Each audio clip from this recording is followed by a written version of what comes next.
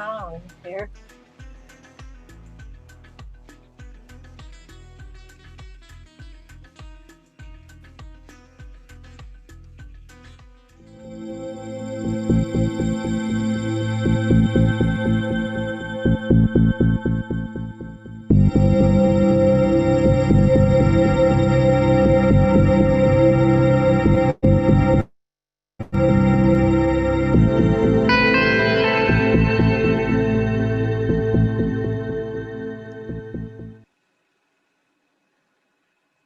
Welcome, welcome, welcome, everyone, to another adventure into technical difficulty reality.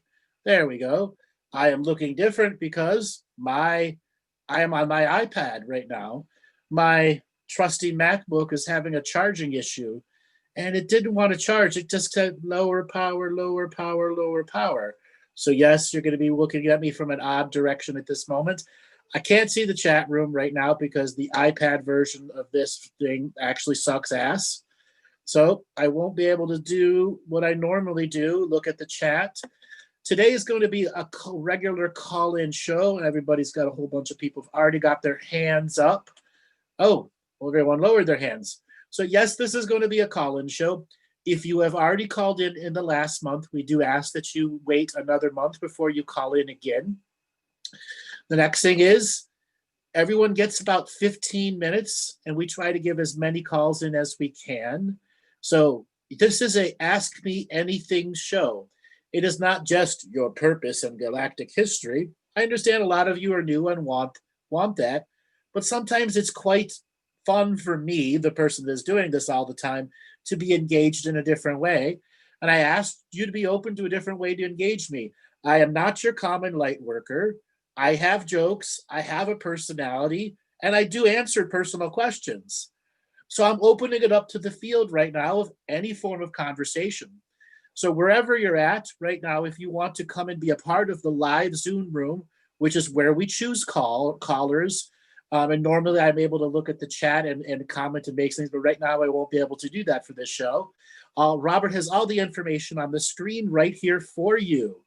So Robert, let's leave that screen up for just a minute so anybody that's listening on Facebook or YouTube and wants to come and join the Zoom room can come in. They can pop into the Zoom room just by going to zoom.us, and the meeting number is 911001. And if you want to use a phone from any other parts of the world, you can call in via your phone. All the information there is on the right side of the screen. When you come in, depending on the type of device, you hit the three dots, you can hit raise hand. Once again, I do not select the callers. Robert has a mystical, magical way of selecting callers. So please, everyone, let's clear your thoughts, clear your minds, clear your perception, let go of everything that should distract you just for a moment so that we can give a prayer for clarity and peace and allow Robert to spin up the wheel of callers and see who wants to have a conversation first. Am I unmuted? There we go. Technical day, isn't it? last second to try to figure out how to make another device work other than my phone. Yeah. But we're here and we're live. That's all that counts. Sally J, you'll be our first person with Andrew. Sally J, are you there? Going once. Going twice. Next. I'm here. Oh my God, you made it. I heard you say my name. I can't believe I was called, and I was trying to unmute, and I was panicking. You made it. How you doing? I'm good. How are you? Good. Where are you calling from today? I'm calling from Charlotte, North Carolina. Well, suburbs of Charlotte, North Carolina. The suburbs of Charlotte, North Carolina. What do you want to talk? What do you want? Good. What do you want to talk with me about today? I know that you may not, this is like not an exciting question, but I would like to know a little bit about my history, and part of that is because I'm adopted and I never knew who my biological mom and dad were, and I have just so many questions about who I am. I've lost both of my adopted parents, and I had a spiritual awakening about 2 years ago, and so I've really been trying to dive deep into my spirituality, and I want to know that I'm on the right path and doing what I'm supposed to be doing and what my mission is, because I've just really changed from wanting to make money to wanting to help people and earn a living at it at the same time. And maybe I'm doing that in a way that I don't know. All right, why don't you tell me a little bit about yourself so I can tune into you? Well, I'm 54. I am a landscape architect by trade. Right now I'm working as a swimming pool designer, designing custom swimming pools. I'm single. Mm-hmm. I mean, I've practiced landscape architecture for 33 years, and I think that's part of why I want to know if I'm on the right path, because I got to a point of that doesn't fill me up anymore. Like, I love what I do, I'm good at what I do, but it doesn't bring me the excitement. And a few months ago, I went to work for a swimming pool company, and that kind of reinvigorated my spirit. And I've really loved doing it, but I've also had a few challenges with that of late. Mm-hmm. So it makes me stop and reevaluate. Okay. How much time do you spend on the computer and social media? I don't spend any time on social media. I haven't had the TV on in 4 or 5 months since the whole COVID thing, probably since the first part of March. I've seen zero news. I deactivated Facebook, so I'm not on Facebook. My job, I draw on the computer, so I'm in front of the computer all the time because I'm working way too many hours, and I know that I am. So there's a lot of business for people needing pools right now. It's absolutely insane. I mean, I've been working there since June 10th. I've taken 1 day off since, and that includes Saturdays, Sundays. Like, I'm working crazy hours. And the money that's coming with it is going to do what for you? Get me back on my feet. It's a commission only job, but it's very good money when you sell the job.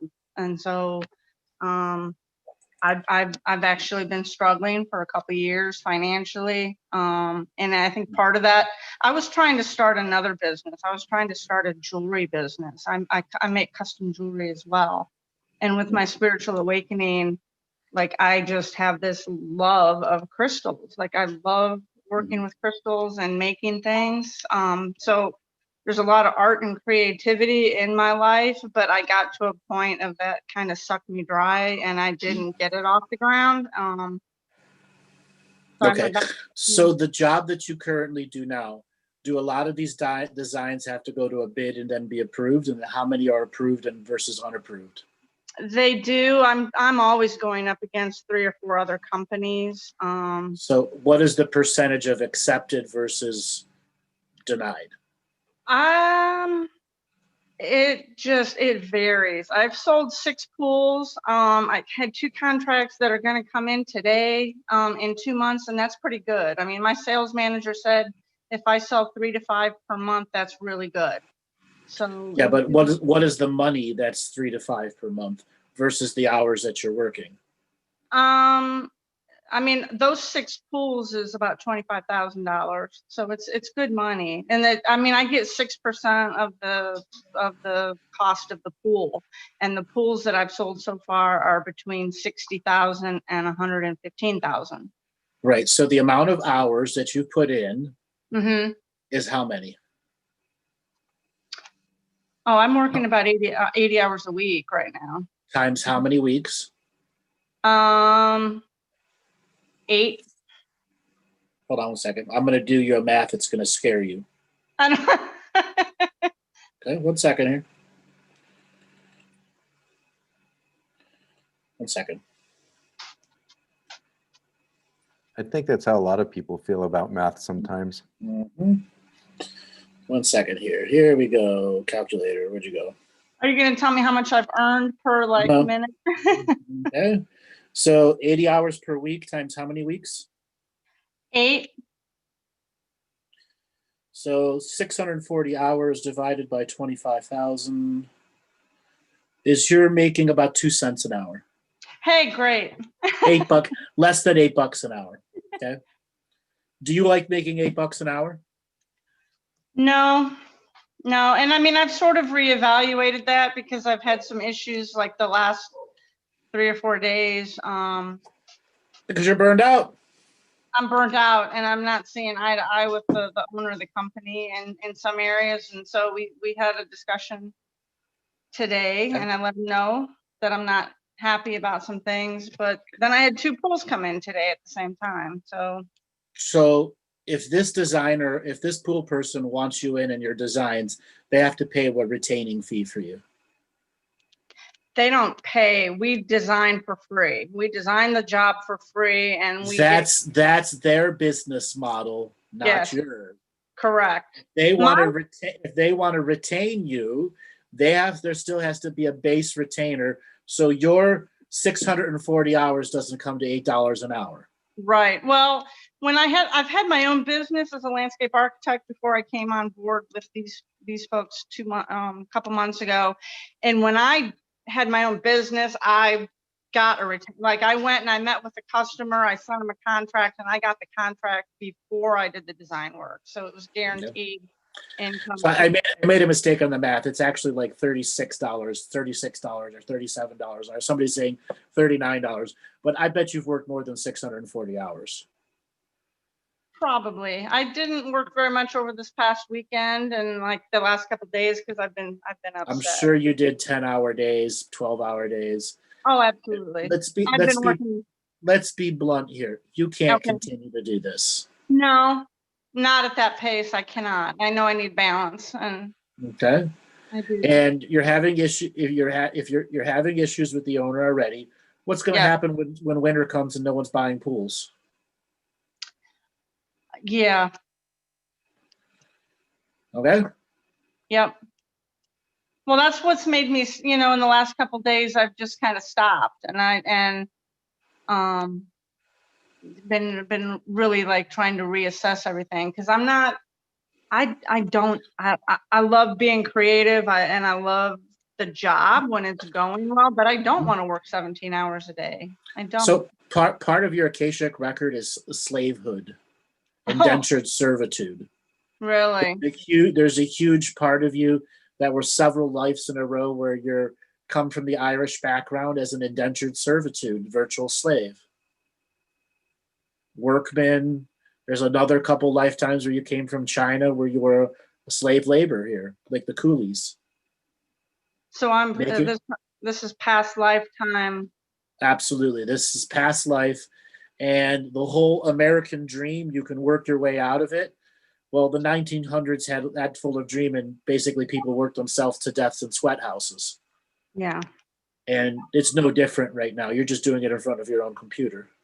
And I grew up with my adopted parents were great. They came from nothing. They grew up during the Depression, and my dad was a self-made man, and it was instilled in me of, Sally, you go to college and you have 2.2 kids and you get married and you have a business and you raise a family, and that was the mentality that I grew up with, and that's what you did, but it's not necessarily what I want to do.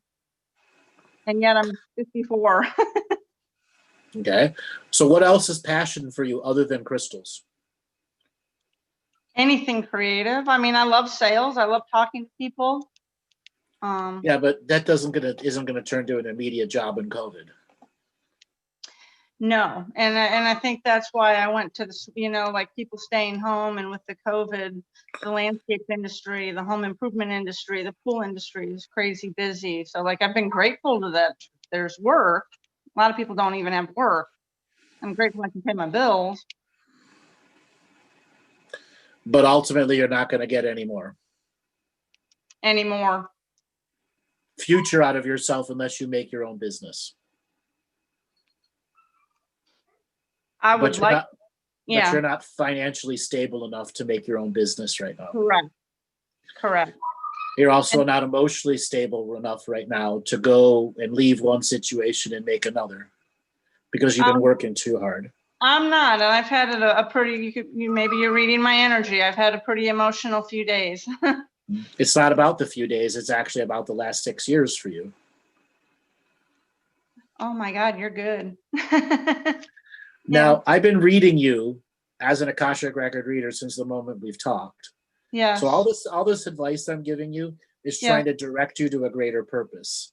Okay. And I know you asked for galactic history, but I'm going to be blunt. What will that give you? Yes, you came from an adopted family. Yes, yes, yes. Is it actually going to change anything about the situation that you're in? No, I just like my whole life I've wanted to know who I am. So why do you say that with emotions? Don't Because you know who you are? Are you not a landscape architect? Are you not a person that just described who you are? I did. You are not your past. You are your present. And the young girl that's demanding, she's hurt. Yeah. Do not gratify her right now. Take your power back from her. I do at times, and then I focus, and I mean I'm laser focused when I'm either all in or I'm all out, and it doesn't matter what I'm doing. I'm also a recovering addict, and I know. as I get it. I get a lot what's going on in you. But right now, this young girl who's demanding you know about your past is deceiving you by you giving any form of power to her right now. Okay. And that's the same young girl that put you down the path of drugs and alcohol. Yes.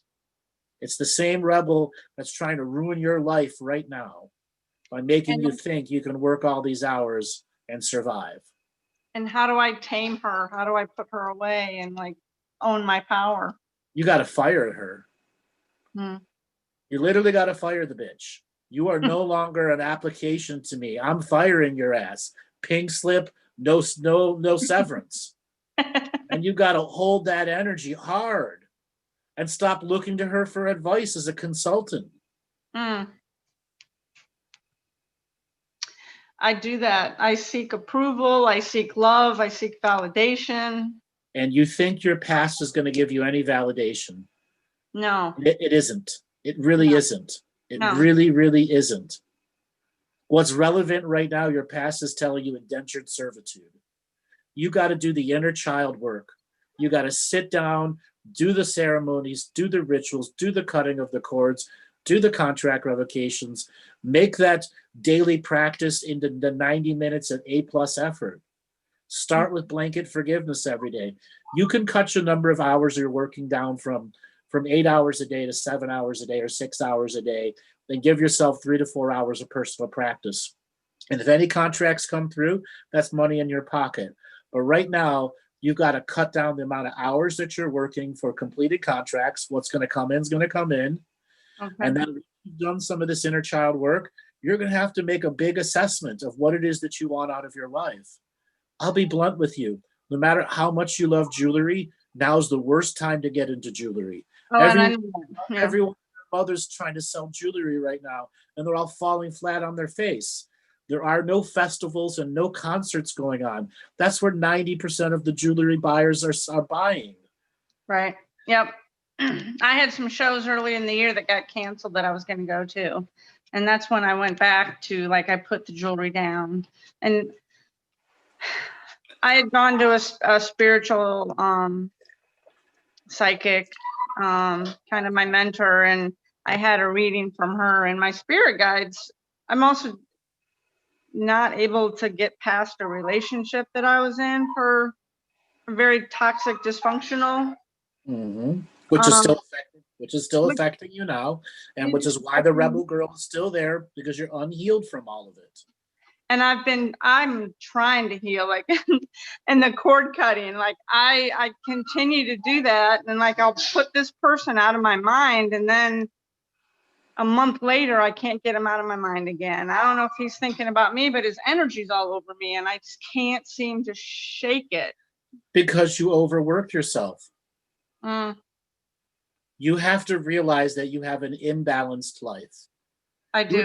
You were just saying before, a very key word. You made a psychic faux pas, or a psychic Jungian slip. I'm all in or I'm all out. Life doesn't work that way. No. If you're all in or all out, that means you're actually incapable of dealing with yourself. Life isn't all in or all out. Oftentimes you have to keep a toe in the water here and a hand in a pocket over there to balance everything to work. Is that come from my past life, having that mentality? No. It's from you and the drugs and the alcohol and the last relationship and how you brought yourself up as a teenager, separate of your adoptive mother and father. Well, the one thing that my spirit guides told me through that spiritual teacher was to be, really keep my recovery in check around this time of year, because something could come up, and that stays in the back of my mind. I've been clean almost 14 years, and it isn't about cleanliness anymore. It's about you making the next level of choices that the aspects and programs inside yourself that open the doorway to abusive relationships, drugs, and alcohols have not been healed. Okay? You need to deal directly with the inner child, directly with the self-healing and self-nurturing and self-forgiveness work. You can cut the amount of hours that you're working on your design and land pool architect plans to 7 or 6 hours a day. And I'm serious, you can still get away with half, three-quarter plans or half plans. You don't have to put all the stupid effort into it anymore. Okay? Unless you really feel like it, because any money you're going to get is going to help you stay in a little bit of income to give you some fluidity, because you're going to need to invest into some healing time. What type of healing? I know you said inner child, but what? You're on top of the daily inner work. You're going to need to see someone that can help get the traumas out of you. Cranial sacral therapy, myofascial release, flotation tanks.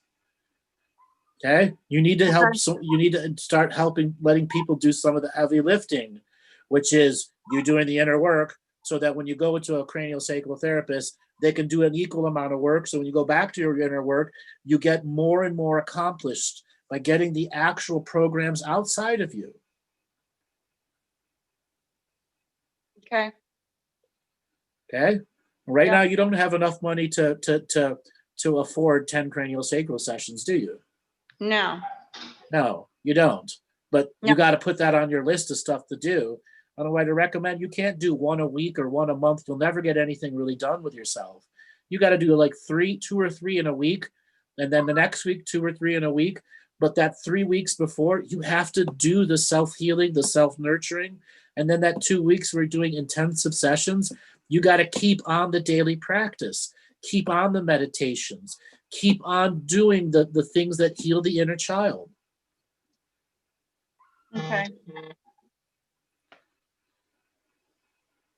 And I think part of the thing is of like wanting to know about my.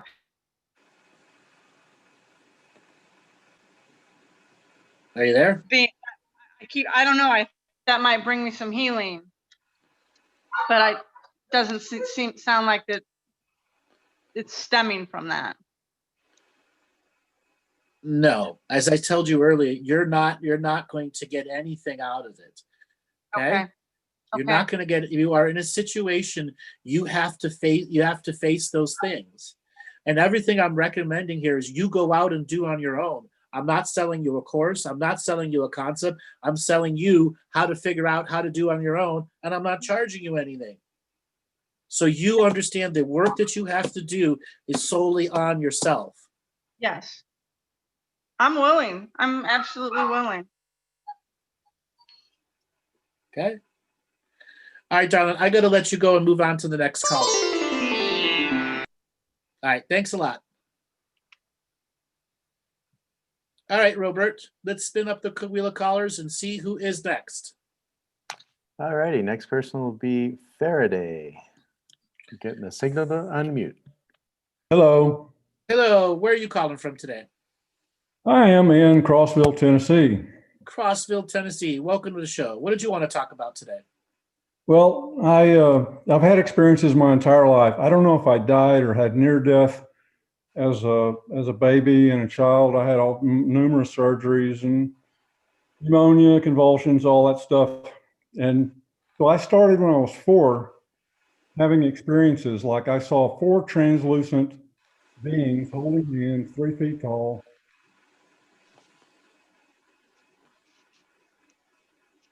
Are you there? Did we lose him, Robert? Hello. There he is. There you are. So I don't know how much of that you caught, but I just said you saw 4 translucent beings and like that, and that was it. okay. Well, when they saw me looking at them, then they disappeared.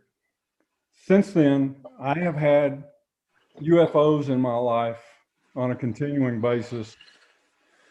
Some, it's like every few years they show up, show me their beautiful flying technology up close and personal. I always have someone that also sees that, and then they leave for a few years, and I keep having these experiences, and some of them have been quite profound. Well, tell me about him. Well, my first one was in Texas, and it was like a 4-foot diameter aquamarine colored globe that just zoomed in front of my windshield. And I got home and listened to the 10 o'clock news, and the sheriff 150 miles away in Galveston County saw the exact same thing, followed it to an oil field location and watched it for 15 minutes before it zipped away.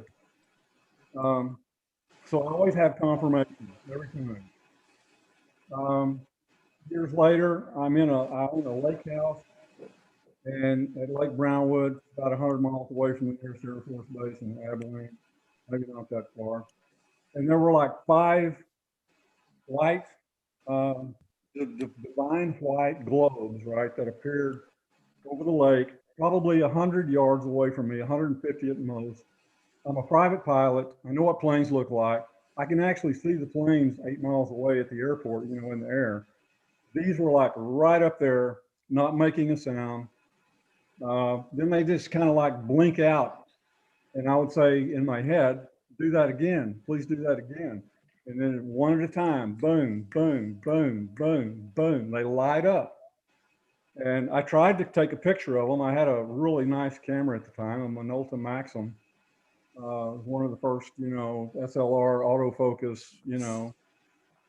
and I put that on my back deck because these guys keep showing up. They showed up like 10 days out of 14. Yeah. What year was this? This was in I'm thinking around 84. It was about a year before Phoenix Lights.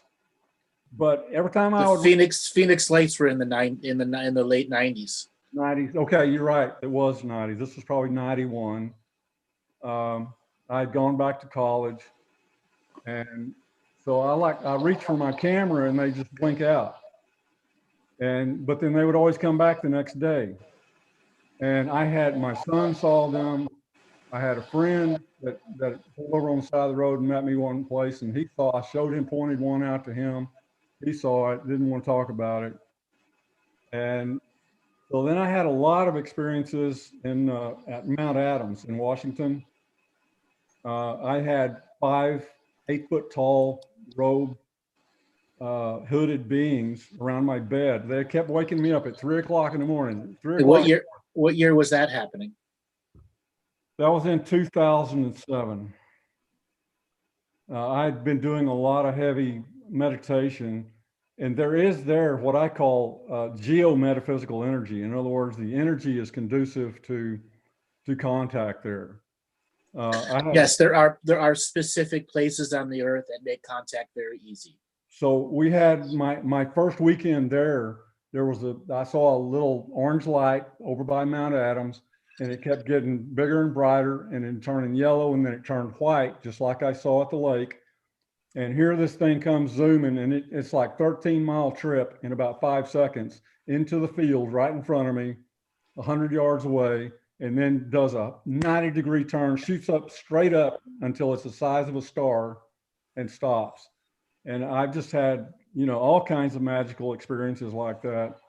They would wake me up and teach me things, at 3 o'clock in the morning, every morning.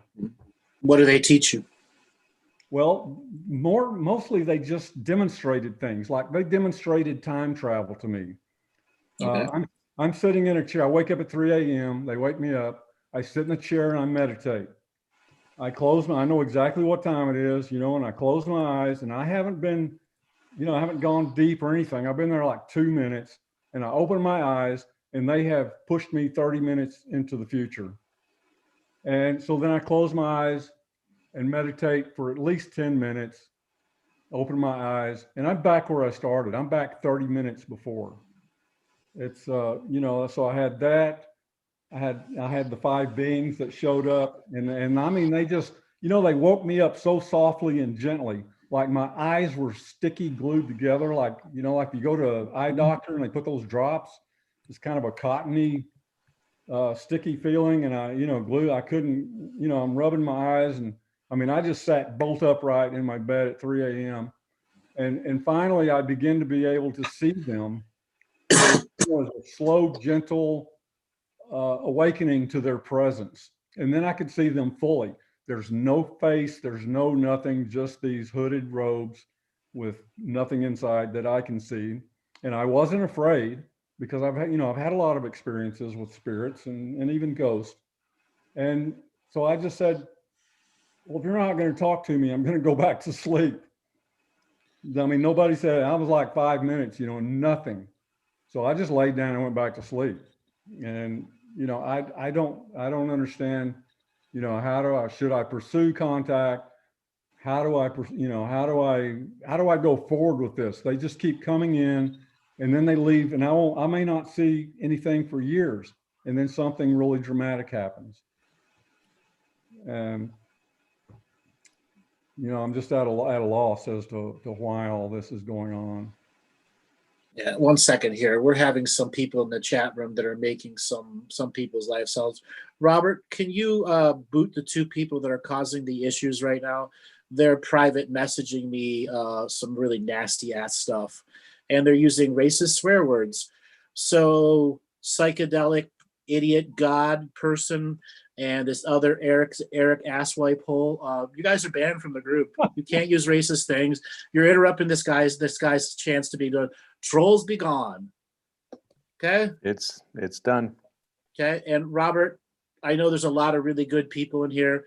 If there's any buddies of them show up again, just boot. Okay? I'm trying to give this guy, trying to listen to everything this guy is saying, and the amount of private messages that were coming my way that were just sick and disgusting. So, guys, sorry about that, but because you were telling me such an interesting information. So you've been contacted, what, for 30 plus years now? Yes. What do you want to do with it? What do I want to do? Well, I want to fly. I'm a private pilot. I want to get up there in the air, and they're not taking me for a ride now. Because you're not ready for that part yet. You're not ready for that part yet. Okay. That's what everybody says. They don't let me fly yet either. Don't worry. Oh, but I'm not. They don't even let me sit in the right seat.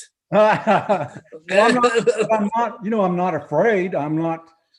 I've just had so many experiences, and it's like really close contact. Like they even say hello by. I tell them, well, just if you're, around, I know you're not here to dazzle me, but if you're around, flash at me 3 times. Well, they do that, they'll just come by and go flash, flash, flash. And, I have this connection with them, and I don't know how deep that goes. I don't know if that's past life, if it's, did I live? I was told I have lived a life in the Orion system and also in Arcturus system. Well, I believe that too, but they're here now.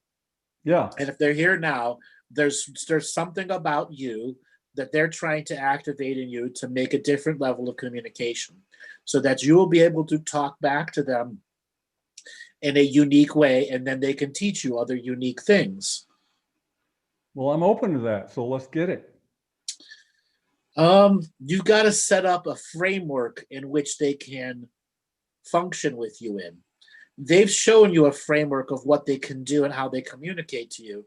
Now you've got to show them a framework that they can, a narrow band framework they can work in with you, okay, so that they can start revealing bigger stuff. So you said you're a private pilot. How often do you fly now? I don't fly anymore. Why? It just got too costly. Just got too costly. Yeah. When is the last time you actually flew? That's been 20 years. Long time. Yeah. All right. Yeah. You can go out and get an RC airplane then. Okay.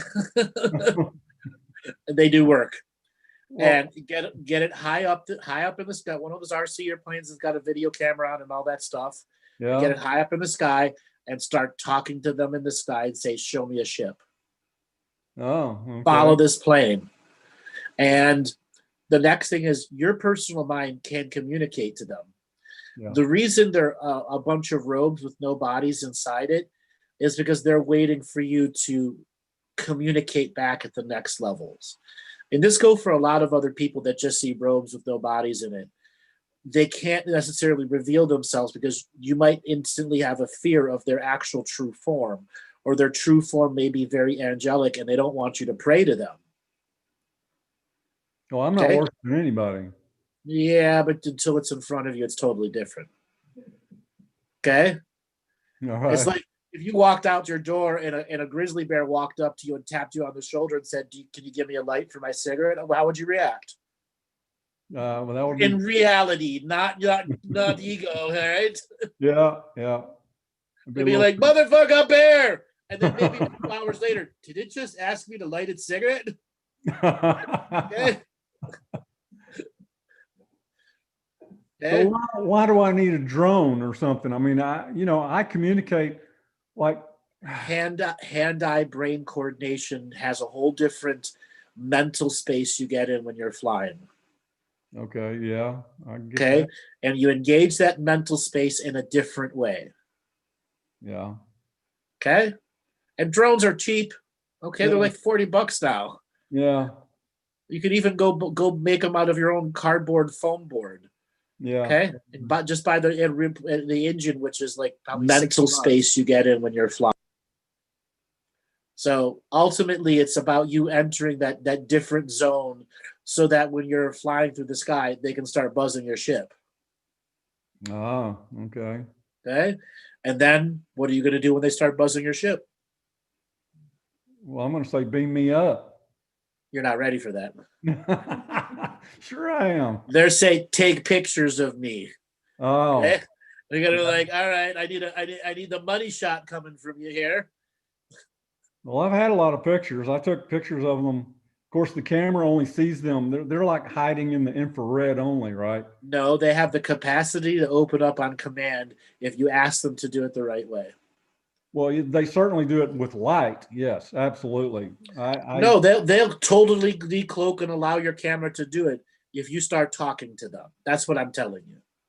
Yeah. If you're in that mental zone space where the hand-eye mental spiritual coordination's in the high frequency and you have verbal communications as you're flying that thing, as they're talking to you in your mind and you're talking back to them out loud and say, hey, decloak your ship.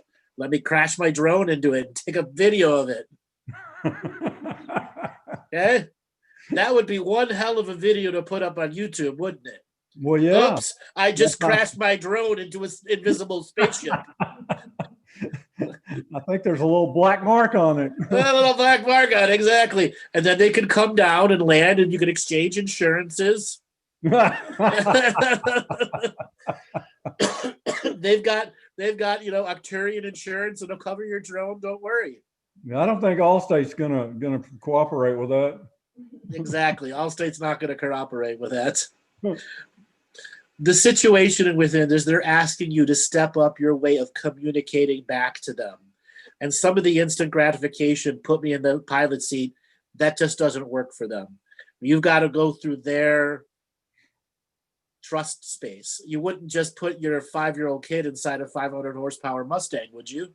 No. Okay. The same thing goes with you in their ship. Well, I didn't want to fly. Well, yeah, I do. Yeah, you did. Come on. Give me that stick.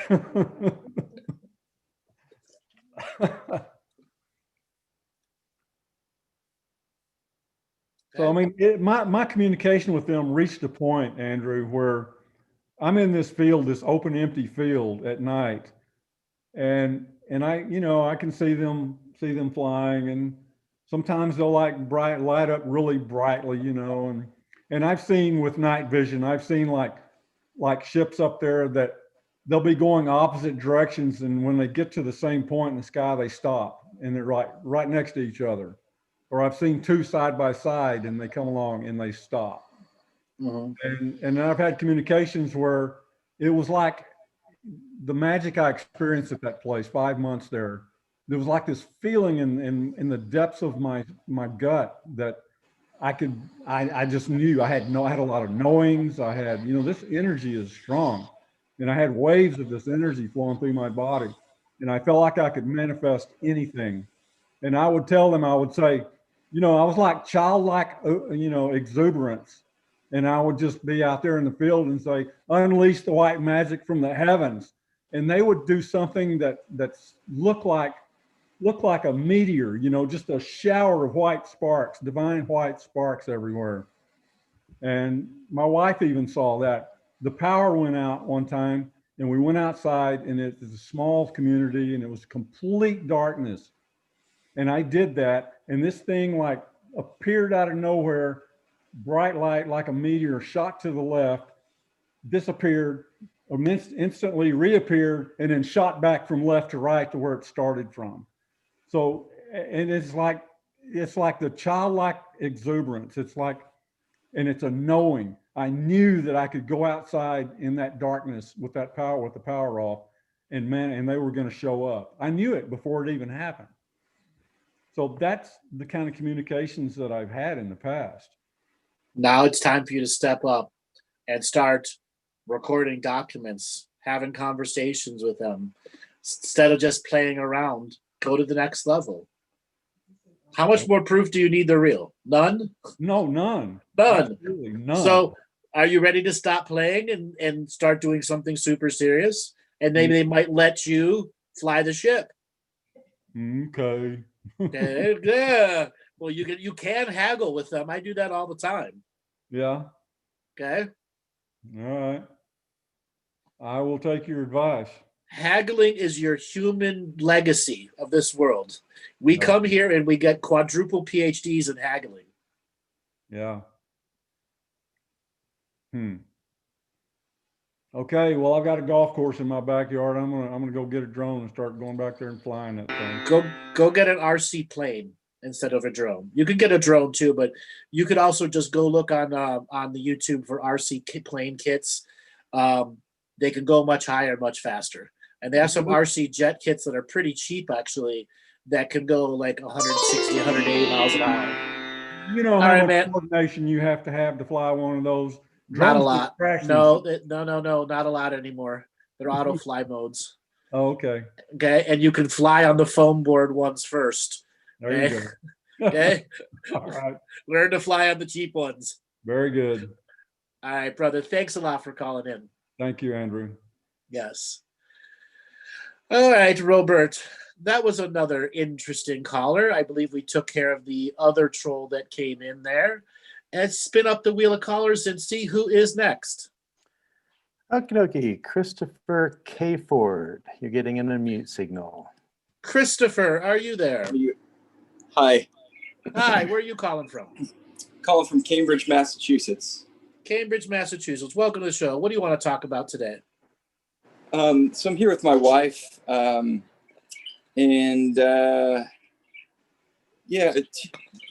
would like to... I'd like to talk about my son. We had back in March 2018, we had a son named Timothy John, and he lived 9 days. He was born with toward the end of the pregnancy, toward the end of the birth, his heart rate started to drop, and he was born without a detectable heartbeat, and it took about 9 minutes to revive him. And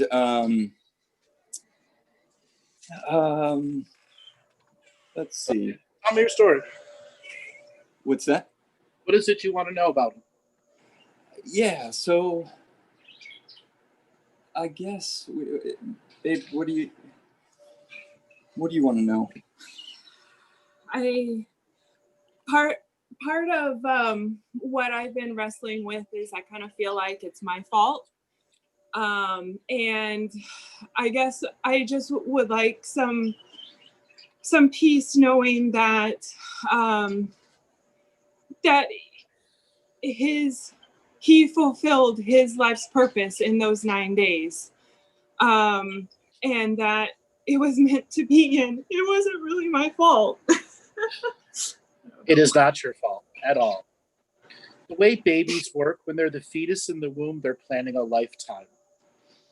And this child, its sole purpose was to be born through you and to feel love. It has been many times that he tried to live with you in other lifetimes, but couldn't come through as a child. And right now, there's something that you know. Whenever a baby passes, that was their will and their choice. So whatever guilt you feel, you are absolved of at this moment. For him to go on any further wasn't about the love that you and your husband could give him. It's about the love for himself to stay manifested in this world. And that he needed to go and make a new plan for himself. But just by being in your womb and feeling you and your husband's love, he was able to complete a huge karmic contract. Just by being alive for a few little moments. Oh, wow.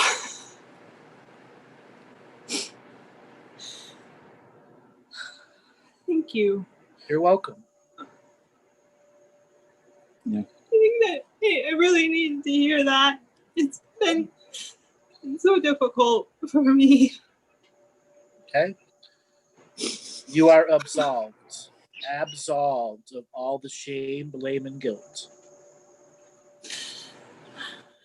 I want you to say that out loud. I am absolved I am absolved of all the shame, blame, and guilt. of all the shame, blame, and guilt. When my baby passed, it was God's will. When my baby passed, it was God's will. I did nothing wrong. I did nothing wrong. And I choose to embrace my forgiveness. And I choose to embrace my forgiveness. To help clear away these shameful things that come up. Clear away these shameful things that come up. That say I am not a good mother. That say I am not a good mother. Or a good person. Or a good person. For I am a good mother and I am a good person. I am a good mother and I am a good person. I did all that I could do. I did all that I could do. And then some. And then some. And I now allow myself to heal. And I now allow myself to heal. From all the experiences. From all the experiences. So I may cleanse my womb. So I may cleanse my womb. My divine femininity. My divine femininity. So I may rebirth myself. So I may rebirth myself. In joy and happiness. In joy and happiness. For it is my birthright to myself. For it is my birthright to myself. To live, love, and learn. To live, love, and learn. Now is my time to blossom. Now is my time to blossom. No longer will I allow the shame, blame, or guilt to defeat me. No longer will I allow the shame, blame, and guilt to feed me. I am divine source incarnate now. I am divine source incarnate now. And I choose to free myself. I choose to free myself. From the circumstance of the past. From the circumstance of the past. And allow my heart to once again open to love. And allow my heart to once again open to love. The love of myself. The love of myself. And those that love me back. And those that love me back. This is my free will. This is my free will. There you go, darling.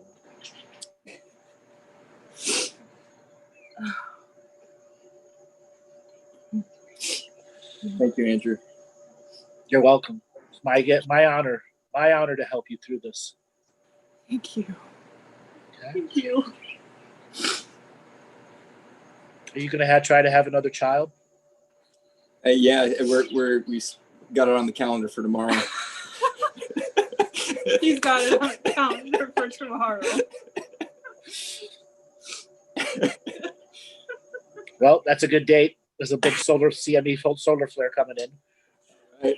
Okay. So, darling, I just want you to come to a little bit. I want to do a little bit more on you if you guys are going to try to have a kid tomorrow. There's some stuff that we could do.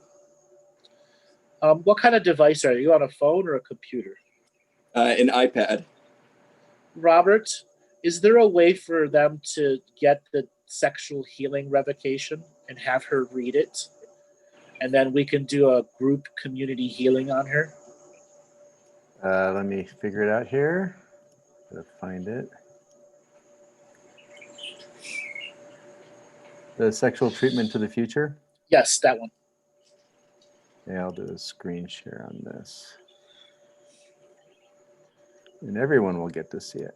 All right. So what we're going to do now is I'm going to open up the highlight frequencies, and something's going to pop up on the screen. You may have to zoom into it a little bit. Are you able to see that good? Yes, that's perfect. So what I would like is for you and your husband to try to read this in concert. Okay? Okay. Oh, yeah, there we go. Okay? Try to read Yes. it in concert. So just get yourself nice and snuggled up to each other. Now, Okay. now there may be a moment where you cry a lot, and he's going to be your rock, and he may cry, and you are his rock. Okay. If you get into a deep crying moment, I'll have you guys pause, and then what we're going to do is try to fill you up with light. So everyone here in the chat room that's around, we are the rainbow clouds and butterflies, and what we are sending to them is pure light. Pure light. Now, on the other side, what I'm going to be doing is going and looking in your crown chakra for blockages, specifically that don't allow the new baby spirit to come in. Okay? So the key to this document is to not read fast. It's to read slow enough to allow your own self to hear it. And what I want you guys to use is your alluring voice. The same voice you would use on your partner when you want them to be deeply relaxed. It's that lover's voice. So just find that lover's voice and go ahead and start reading together. Start with the title. Sure. Sexualness treatment to the future to connect to higher consciousness. Dragon energy. I, in this ever-present moment of now, choose to engage my hindsight and foresight for the express purpose of sending a treatment to myself to heal and to awaken my authentic expression of sacred sexualness as my birthright and legacy, as part of my great Dreamtime awakening and raising myself to levels of higher consciousness beyond my mind, my controls, my judgments. I am ready to accept the responsibility that I can heal myself, my communion with my sexualness in past, present, and future, any trauma, any situation, any frequency. I commit to be sexually present, sexually expansive, to heal, nurture, play, create with and through my physical body, my DNA instrument. I, as this signature frequency of the now, I choose to acknowledge that there are programs inside me that will try to take me and my body off that journey. I now project myself. I now project to myself in the future the turning off of the sympathetic and parasympathetic programs of self-defeat, self-deprivation, and all the other self-defeating habit patterns that take us away from having that greater experience. As I have been acutely aware of my ancestors, parents, and other people's sexual insanities, I now practice opening my chakras beyond their parameters of sexual insanity and not entangle with them empathetically without contracting, closing, and hiding, but rather perceiving the sexual insanity and expanding and opening beyond it. What energy, space, and consciousness can I and my body be to receive sexually beyond all of the limitations of this global narrative that I have made my own? All of my controls, all of my insanities, and beyond this reality with total ease.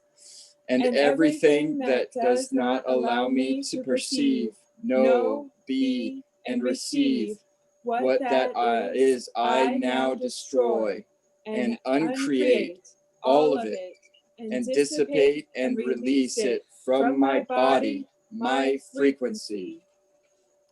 Universe, show me what would it take to have total sacred sexual peace, and what would it take to have my sacred sexual reality? Everywhere that I have been punished, crucified, cauterized.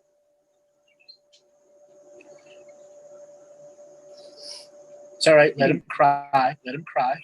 Darwin, just finish that paragraph. You be his rock for this. Everywhere that I have been punished, crucified, cauterized, judged, tortured, condemned, sexually stimulated, away from the joy of bodies, I now revoke, recant, rescind, renounce, denounce, destroy, and uncreate all of this from all those lifetimes and dissipate and release everything that has ever been done to my body, to kill, to hurt, to harm, to judge, to shut down, to make sick the sexual kindness of bodies. Dissipate and release all of the light versions of myself in this and other lifetimes, dimensions, time streams, and galaxies that are telling me that I am sexually insane, that I am sexually crazy, that are designed to keep me away from the joy of sexualness with bodies, as well as all the judgments of me that invite entities. I now all revoke, recant, rescind, renounce, denounce, destroy, and uncreate all your commitments, oaths, vows, fealties, communities, swearings, buying and binding contracts to any and all of them throughout all lifetimes, dimensions, and realities. All of the sexual judgments and sexual difficulties that my body is aware of in other people's bodies and universes that I am not acknowledging as my body's awareness, I now begin to dissipate, release, and destroy, and uncreate this, please, all of this now. I am asking for the joy of having a body that will deliver me the pleasures, the ecstasy, the intensity, the sacred recreation of everything the body has to offer, as well as all the communion and union with my dragon teachers to reach those higher levels of consciousness. Everywhere I have only scratched the surface of what my body has to offer. For whatever reason, I now destroy and uncreate it, please. All of the sexual consciousness that my body is capable of facilitating, I am now willing to allow it to do so. I listen to my body, communicate with my body, and not control my body out of awareness or control my body into a reality that I have just decided is relevant or important. all of the sexual potencies, sexual powers, sexual abilities that I have disavowed, so they couldn't be used against me, and they couldn't be used against others. I now revoke, recant, rescind, renounce, denounce, destroy, and uncreate. I destroy and uncreate all distractor implants such as blame, shame, and guilt, and all charge and polarity with regards to pornography, sex, sexual, I don't think I can move. sexuality, sexualness, sensuality, and copulation.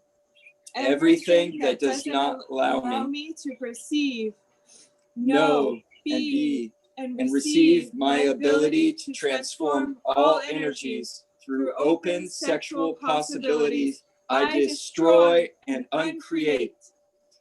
Everywhere I was sexually present in the past, sexually potent and sexually creative, and were judged dynamically for it, I now revoke, recant, rescind, renounce, denounce, destroy, and uncreate all of that now. All the sexual energies that I eliminate to feel more human, more like my parents, to fit in, to not stand out, to not make others uncomfortable, to not be too powerful, to not be uncomfortable, to never step into the true leadership that I have come here for. I now transmute, transform, transcend into joy, bliss, choice, creation, expansion, possibilities, and contribution. What energy, space, and consciousness can I and my body be to give and receive sexually with total ease, joy, and glory? What energy, space, and consciousness can I and my body be to choose sacred sexualness to transform my body, my life, my world?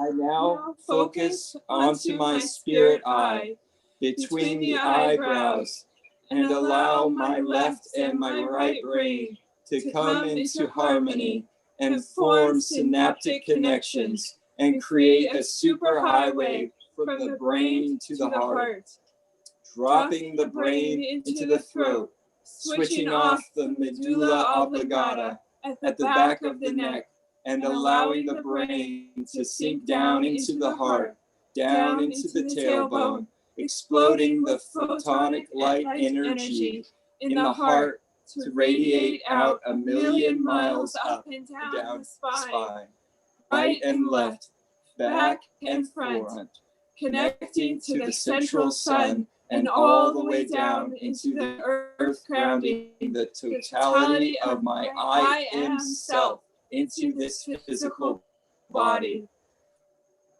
I see my crown chakra, my third eye, all my energy centered, bringing in the potentiality of the past being in a sacred moment, knowing full well the future me is going to be going through even more sacred moments. I am allowing all multiple versions of myself in the past, present, and future to enforce my rules, borders, procedures on sacred neutral sexualness, fortifying my sacred sexual reality to remain aware and sovereign to what wants to get in and out of my frequency, internally and externally. The more that I begin to practice this skill of sending a treatment to my future selves, more of my versions of myself are aligning to this process. This will raise my frequency thousandfold. No longer but a handful of moments will raise. I have at any moment a conscious awareness to accept this sacred sexual energy into me. I now fully accept this energy as part of my past, present, and future self of simultaneously existing, who has this intention of using this sacred sexual energy to raise my consciousness, my vibration, my frequency, so my great work has a great impact on my and other lives in this collective consciousness.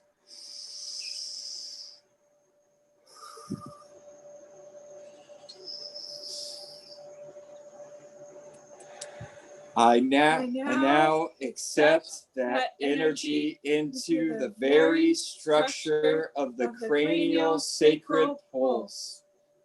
All of my chakras, my very bone marrow and blood. I am a past, present, future being simultaneously existing. And so it is. Aho. Aho. Aho. A lot of very powerful energies flowed through both of you. I got tears rolling down my eyes.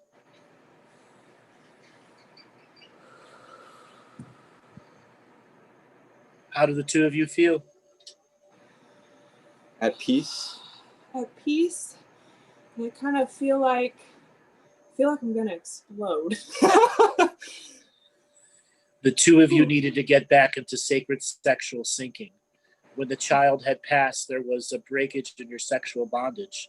Not that there was a dysfunction, but a miscommunication from the baby passing itself.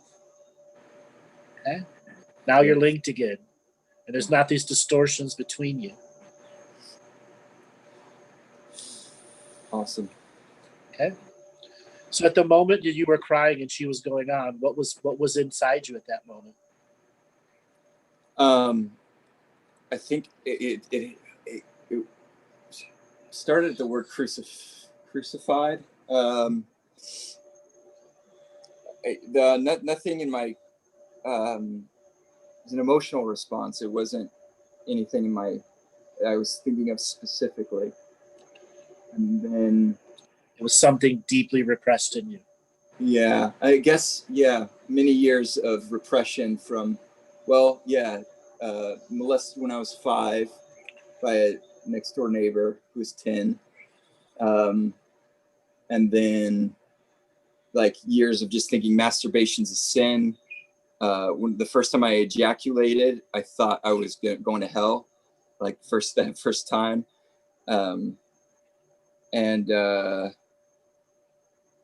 Then years of pornography use, and so on. And the words helped you create a somatic release. Yeah. Okay. Yeah. So, darling, how about was it for you when you were reading and he was crying? I felt powerful. I felt this surge of energy, which is kind of why I felt like I was gonna explode. I just felt like, I don't know, this surge like running through my being. You reclaimed your sexual strength and your sexual potency, and you were able to help do a healing for your loved one. Yeah. You're still full. Both of you are still full of that energy. My advice for you is go make a baby. Okay.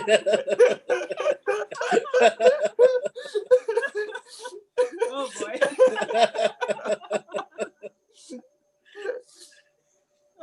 Thank you, Andrew. You're welcome. It is my honor to help you, and I'm serious. Go make a baby when you get off the call. Okay. Thank you so much. You're so welcome. You've been a great teacher to a lot of people. Thank you so much for calling in. Maybe I'll listen to the rest of the show on replay later on. Yeah, exactly. Another time. Don't worry about the rest of the show. All right. Thank you. Yes, bye. You're welcome. My honor. Thank you so much. Wow, powerful. Let me have a moment here and just recover my energy too. So, on people that were there experiencing. Did anybody experiencing anything else? They see the baby coming in? Saw the green dragon, yes.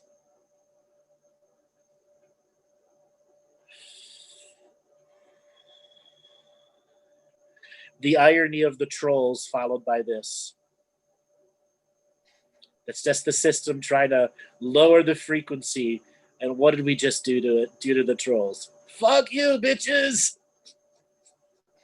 We shall Exactly. prevail. We shall prevail is right. Thank God for the wheel of cucking collars. Space dust trolls. Exactly.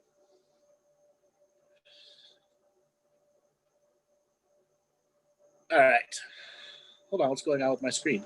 Oh, that's right. It's an iPad. It's not my fucking computer. All right, Robert. What time is it now? I don't got a timer here.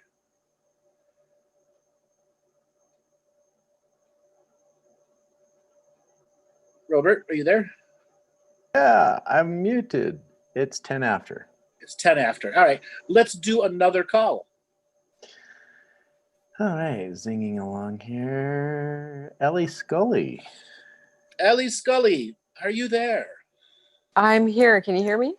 Wonderful. Where are you calling from? Raleigh, North Carolina. Welcome to the show. What did you think about what you just heard? It was incredible.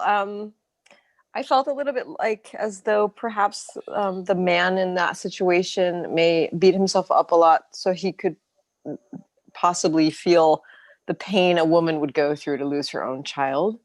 Yes, and as well, he may have been able to release that.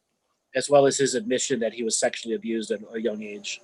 And the other things. Yeah, that was wonderful. I have a son as well, and I have a baby girl. So it just, the importance of them really surfaced for me because there's like a ton of things that are complicated and, bothering me and that kind of thing, but they kind of rise to the surface, especially when doing that with them. Mm-hmm. Okay. So what do you want to talk about today? I got married a few years ago, and the marriage seems as though it was a mistake. We are very unhappy together. We have a baby, and my older son, who's 11, I went through a big healing with his father, and feel very kind of blessed with that. But he chose to live with his father in New York, which is where I lived for 18 years. So I feel the separation there is a little more exacerbated with the COVID and my terrible relationship with my husband right now. And I feel like my wings are kind of pinned on a basic level and like every level right now.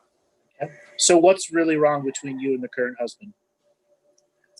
We didn't know each other that well. I wanted to just be married and have another child, and we didn't know each other well enough, and we don't appreciate each other right now. And we've had a lot of just the same argument. I feel as though I'm a little more kind of spiritual and higher minded, and I can start anew every day. I can kind of start over, and he's sort of beneath me, and that's kind of how I feel now. Like he's beneath me in a lot of ways, and I'm having a hard time just rebuilding and recovering all the time, every day. So I'm very sad because I absolutely wanted to commit and completely committed to marriage. I gave everything for it, and I'm very sad that I want out of the marriage. I want him to vaporize. I really do. And I can't seem to visit my son.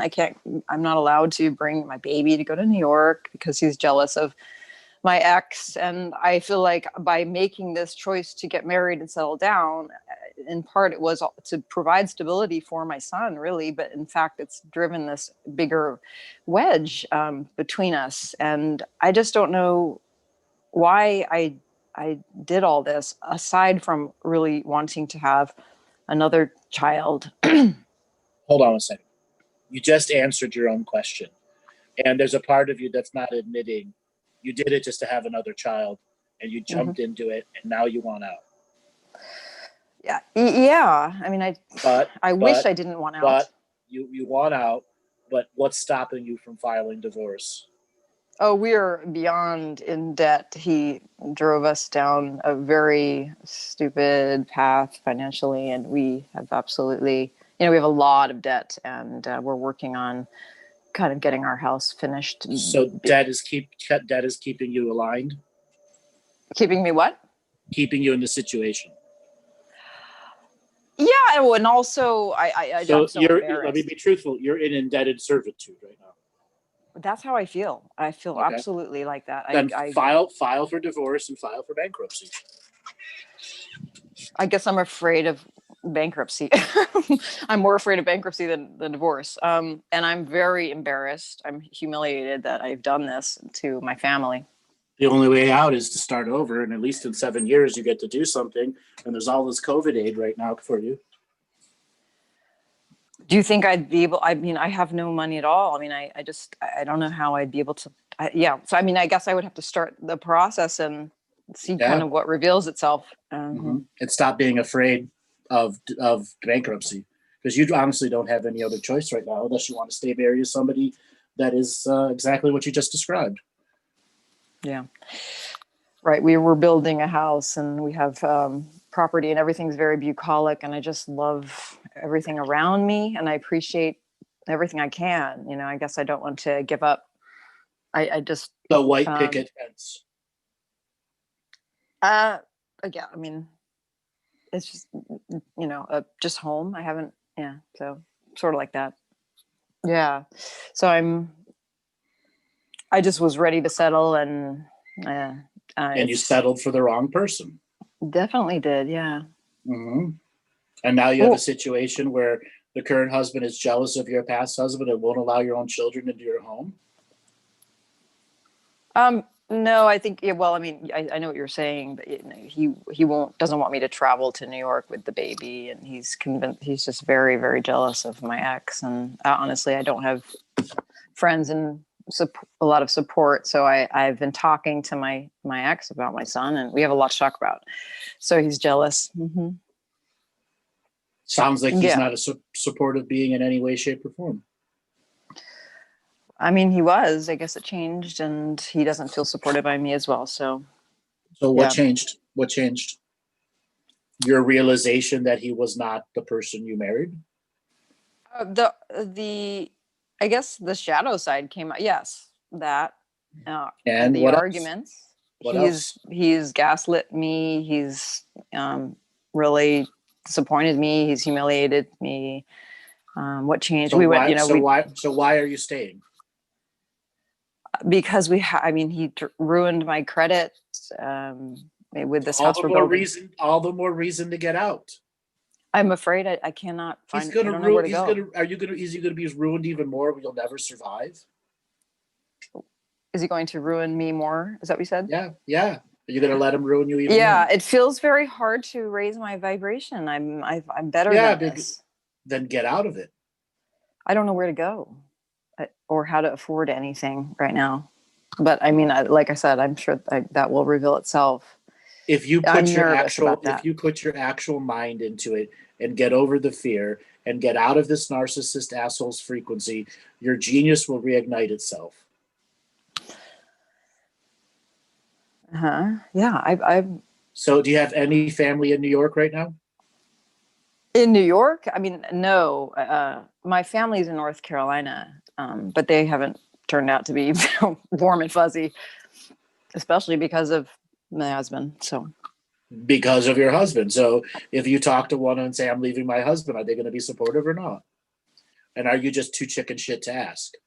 Well, because you will have to admit all the shit that you're going through right now.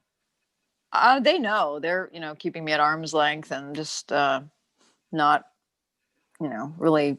They just they think I'm a loser, and that they don't trust me, don't respect me. Mm-hmm. I've asked my mother a couple times, whether we could live together. She says no. My father and I can't. He is all masked up and gloved up, and just he's elderly, and we bicker, and my sister is a narcissist, and so that's it. Friends aren't around, so I don't know really what I would do. I guess I could do a temporary something, but I'm pretty embarrassed about it for sure. So get over the embarrassment, make a plan, file for divorce. There's no shame in you leaving. You have to make a choice right now. Well, sorry, not right now. In the next couple of weeks, you can't continue in this. He will destroy you more than he's destroyed your credit. Well, we're holding on to this house we've been building, hoping that it will, once we complete it, then we get financing and we build. That's a delusion. I'm holding out for it to help get me out of debt, and I don't want to leave the house. This is our house. I sacrificed everything for this property we own, or that owns us. Sacrificed everything, but there's nothing left for you. Well, not right now, but I feel like I don't want to move out. Why should I have to move out? You know what I mean? Yeah. And then is everything in your name? Both of our names. Okay, you're fucked then. It's not going to ever be your house. Yeah. Well, yeah, and I don't want to. I don't really understand how. I have a hard time kind of visualizing how that's going to work out financially with a divorce. Because you haven't seen a plan that gets you out financially. You haven't seen a thing that separates the properties amenably. You haven't seen a liquidation process that still gives you top dollar. Right, that's foreign to me. Right. And until that plan's in front of you, you'll never be able to perceive it because you're so locked into this white picket fence dream that is over. So those things will become clearer. Those plans. Let me be blunt. The white picket fence you're holding on to, that dream is already over. It has been over a long time ago. There's no chance for you to truly be able to save this house in the next couple of years. That's okay. I mean, then get out now where you're at now before you're even more shattered and more destroyed. You're doing this for yourself and your existing children. Mm-hmm, you absolutely have to save yourself right now. I don't know how to do that. I'm telling you how to do it. I'm telling you how to do it. You're just not listening. You're saying go live with a family member? No, I'm saying just leave. Okay? I'm saying leave.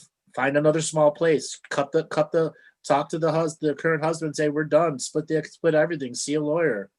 Get yourself out of this debt. Sell what's there. Okay. Well, he is going to fight me tooth and nail for that. So yeah, he'll and you're afraid of the fight. That's why you won't start. I'm used to the fights. I definitely don't want to fight in front of the baby. But I know we've already had this fight. He's not going to sell. But a court order can liquidate it because of the debt he's forced on you. Yes, that's right. That's why you got to go get a lawyer and liquidate the shit now, instead of 2 years from now when he's even more entrenched and created even more debt. Okay. Well, yeah, we were kind of okay. We have a plan to build some other houses on the property, and that's moving forward. So that's why it's like, okay, just wait. That's a stupid idea. How could you fall for that? I've thought about how making money off the sale of those houses, and then we have a partner who's also involved who would be like the finance guy. And anyway, somebody else can broker that deal and give you cash. Do not go into any more business with this guy, period. Okay. Why I'm so inexperienced with this kind of thing. That's what's gotten me in trouble. Like, I'm trying to learn as I go. But in fact, I'm not learning anything really. Nope. You're just repeating the mistakes. Okay.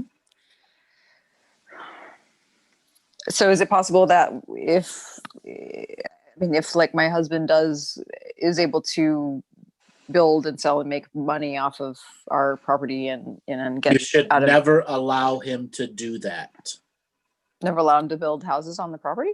No, you need to sell everything now. Don't allow him to get into any type of permitting, nothing. Sell it now.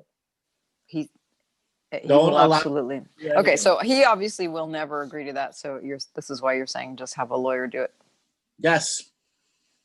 Okay. Or he has to buy you out now. If he wants anything to do it, cash in your fucking hand. Right, which he doesn't have, but maybe Which a he lawyer doesn't could have. talk about that. Which was then forced the sale. Because of the debt he's put you in. As a marriage thing, the debt still falls on him, even if it's on your credit. This is where you got to suck it up, Buttercup, and educate yourself on the way the law works.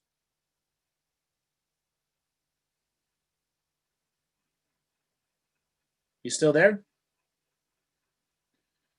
Did we lose her, Robert? Let me see. My internet's acting up here. Unmuting her again. Okay. Are you there? So we're sending you an unmute thing right now. For some reason you got muted. Are you there, darling?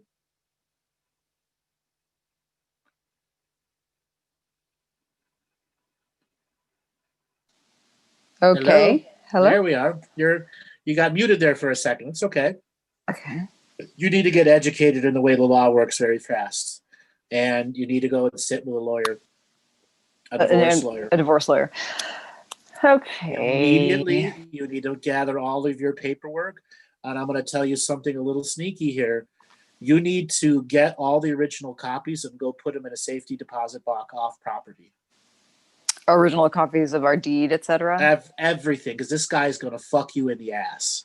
As soon as you go to file for a lawyer or he hears anything about a lawyer, he's going to turn an evil motherfucker on you.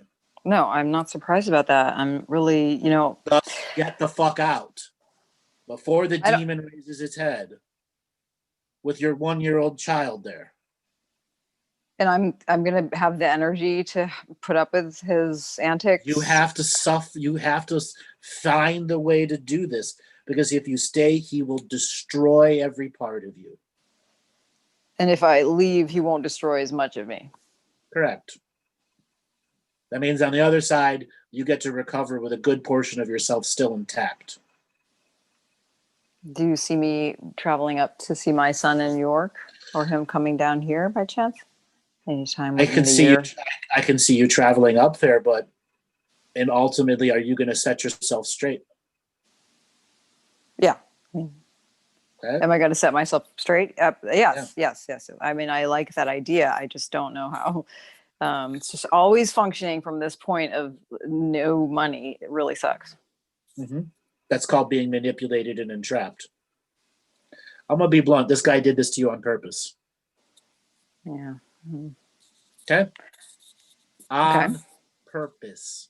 Like made me powerless. Yeah. Yes. Didn't know what he was doing. Yeah. No, he knew exactly what he was doing. My father is loaning us money to help finish the house. Maybe I need to. I feel Tell bad. him to give you the money directly. Give it directly. Don't allow him to touch a single dime of nothing. Use that money to get a lawyer and sell everything. Everything. Everything. Am I going to be safe in this process?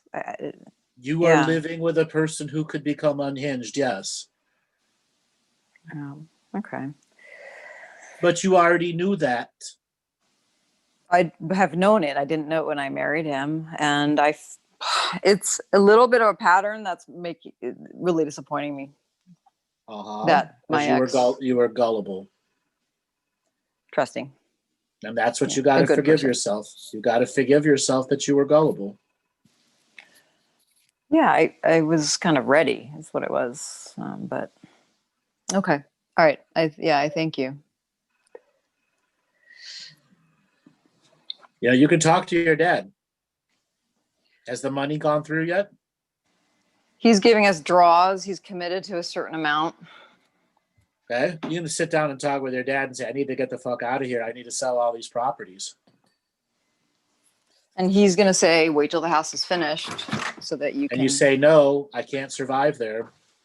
Tell the truth. Yeah. They don't, yeah. Oh, I can see if they're willing to listen. I think they know. That's the thing. They know. He knows. It's been my husband's been dragged them all into things and the gaslighting. They know it and they've defended him. So, but I think that if I came to them honestly and spoke from the heart, they would see what's going on. But it would hurt them, especially my father, who's not well.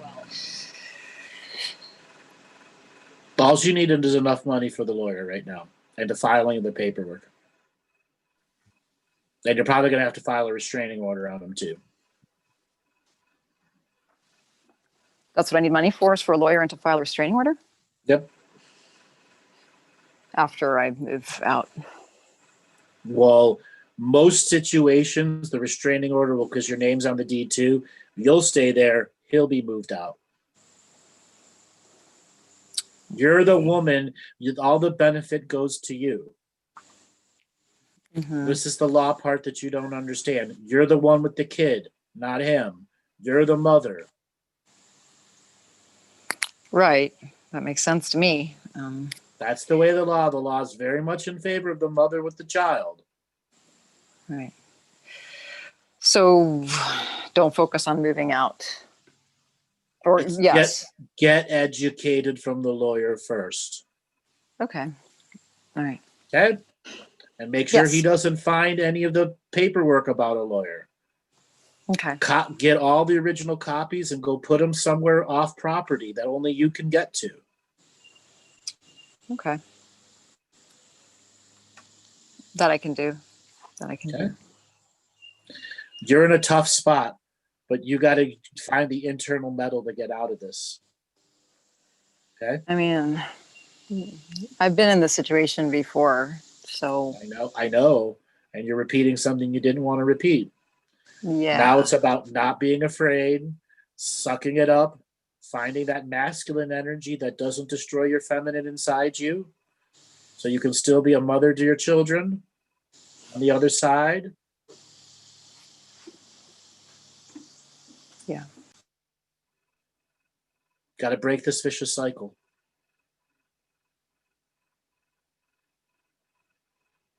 Okay? In the journey to forgiving yourself starts with the forgiving of yourself.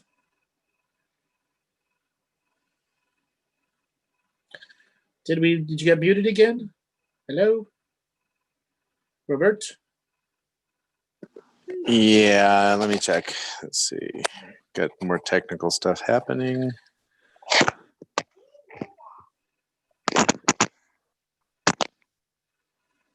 Yeah, she got muted.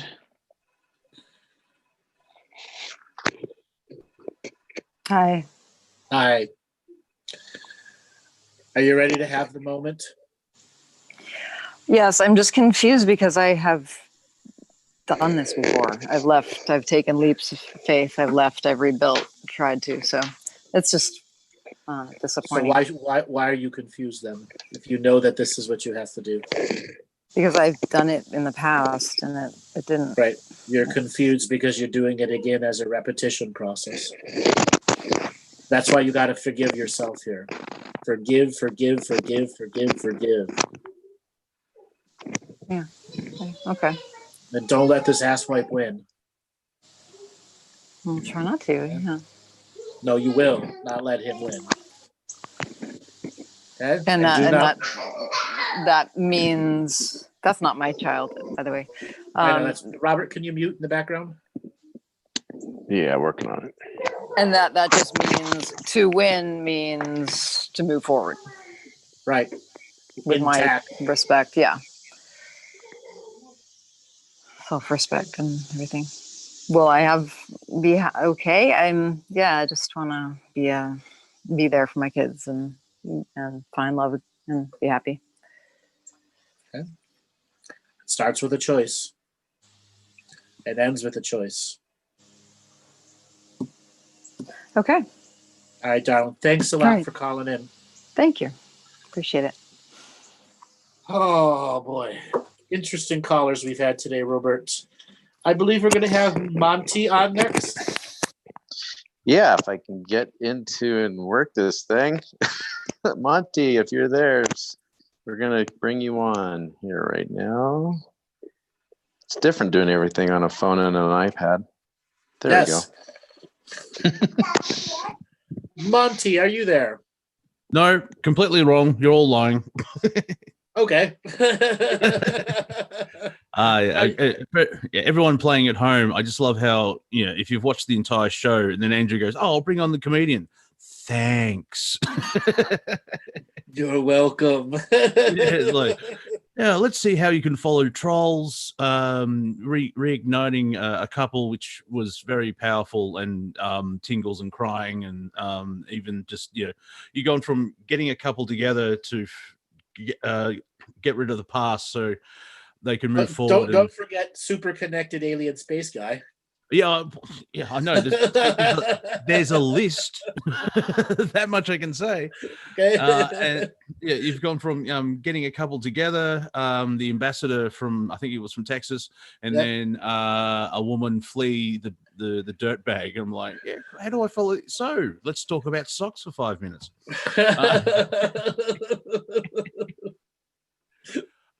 I do have a sort of question, unless you have something to talk about.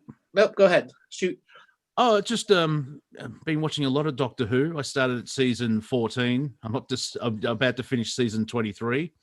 That's the fun part of, like, I'm just going to watch one episode 8 seasons later. Yeah, I think I have a problem, but it's a good one. What is the name of our planet? Like, I know right now it's called Earth, but it hasn't been called Earth, or do we just keep up with the times and the name keeps changing? Well, Earth is actually a relatively new name. It's something that actually came out of the Bible. Oh, okay. Yeah, it actually came out of the Bible, and a lot of the indigenous cultures have a different name for it. It wasn't really until our modern global society tried to in its own negative way, force a single language and a single set of definitions. So back in the Atlantean era, it's like the planet, it's one giant fucking city, even though was a city, a worldwide megalopolis, underground, above ground, air cities, so you came to a place that had many names, because there's tens of thousands of cultures that lived here. Yeah. What is another way of saying, what does the planet want to be called? Excuse me. What does the planet want to be called? Jerry? It prefers we identify our own name for it. As a celestial being, how we identify with it is how it helps create an image back for it. It's just my sci-fi pedantic things, like, what's it going to be called? Because like in Doctor Who, it's referred to as Earth, obviously. Tellurians, I think, or something like that, or Terra as well. It's just interesting how sci-fi uses the different names. So jokingly, Jane is a good name for her. Oh yeah. The intergalactic harlot is another good name for her. Not Karen. Not Karen. I want to speak to your galactic manager. Hello, is the Prime Creator in? I have an issue. I have exactly. Okay, cool. Earth as a divine feminine planet was a hussy for a while. Mm-hmm. She really was. She's a seed planet. That would make sense. She got around. She got a lot of male planets erect for her. Okay, but just because she was a hussy or a harlot doesn't mean she was a hoe. She wasn't that. She just used her beauty to her advantage.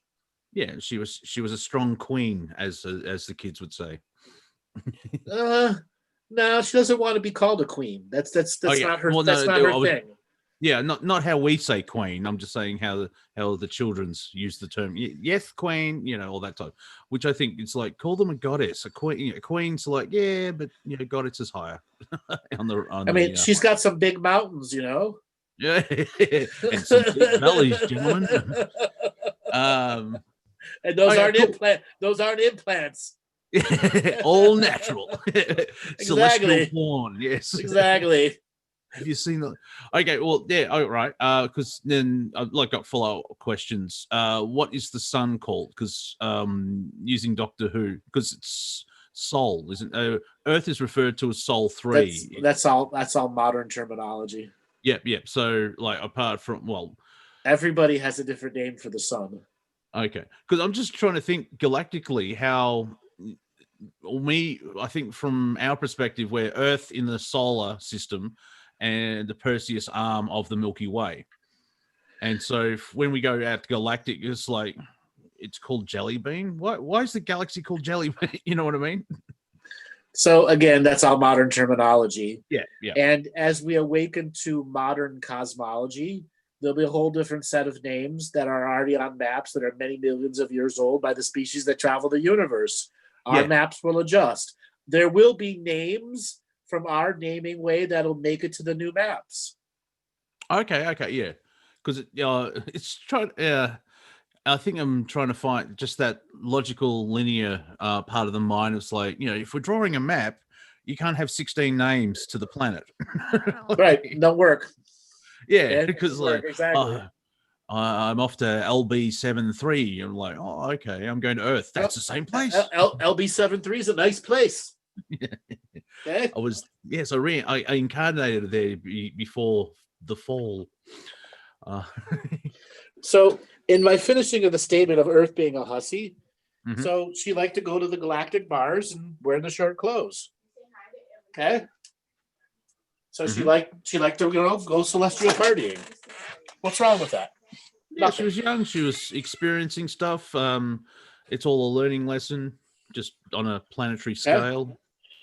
She got some stalkers. One of them is Saturn. Well, yeah. And you've seen how that's turned out. Yeah, exactly. Okay. Hey, baby, I've got a cube for you, eh? Okay. Okay. Saturn tried to force her to become part of her harem, and she's like, no. Went and found Mars, the guy at the end of the bar. The warrior at the end of the bar. Yeah. Exactly. And Mars went, what are you doing to my woman? Uranus is in the corner crying. I had a chance. I had a chance. No, he never had a chance. All right. Well, I picked the planet. When Uranus realized he was a pity fuck. So he just hung out with Neptune and his dog Pluto. Fine, I'll just hang out here. The idea of planet Tinder makes me giggle. The galactic Tinder, exactly. Well, let's just swipe through the Milky Way galaxy. Ooh. Exactly. Look at the mountains on her. She's a young planet. Oh, that's nice. Likes water sports. Now, as Earth got out of her harlotism and realized that she had a great assembly of planets that were trying to help her with the bigger goal, which is being a galactic sea planet. That's when the Lemurian society really started to peak on her surface. Ooh. And she started attracting species from tens of thousands of other worlds to come and live on her surface and experience her energy. It's where she elevated into what I call the grand dame of this part of the galaxy. So it's like the head mother of the family. Okay. Mm-hmm. Great mother, grand dame, same kind of thing. Except she didn't exactly age, She didn't exactly age, and her clothing didn't go down to her ankles all the time. Well, I'm just thinking what she like now. She's holding a scotch, wearing a dressing gown, sitting on the couch, going, sometimes I really like these people to give me a breast. Exactly. So what happens to our mighty mother once we collectively win, if I can say it that way, when everything's released? Because you have said that she retires from being a Galactic Ascension machine and goes back to...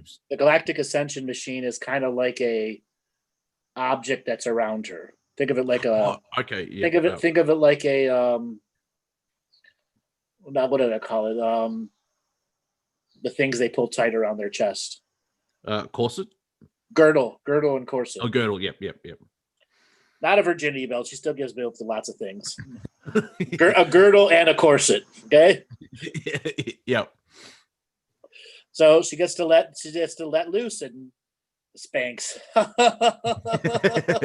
She's a dominatrix. She's gonna put on the yoga pants. She's gonna go track some other guys, maybe a few girls too, and she's gonna have a galactic party here. Well, that's sort of the thing that for me, it's like, I had another question for you. It's like, so when's all this energy bungee jumping going to sort of plateau for a moment? So there's that gift at the end of, we're all free. Oh, cool. I won't do anything for about a millennia because we're just so sort of exhausted. Not anytime soon. Yeah. Yeah, see, that's the other thing about asking you questions sometimes, yes. Mr. Bartzis. I'm like, oh man. Elemental leaf. She's going to take a parasite cleanse. That's right. She's going to clean out her. She's going to clean out her hollow earth. We're going to see the South Pole take a giant shit. Time for that celestial shower. Yeah. Oh, someone earlier in the chat mentioned it as well.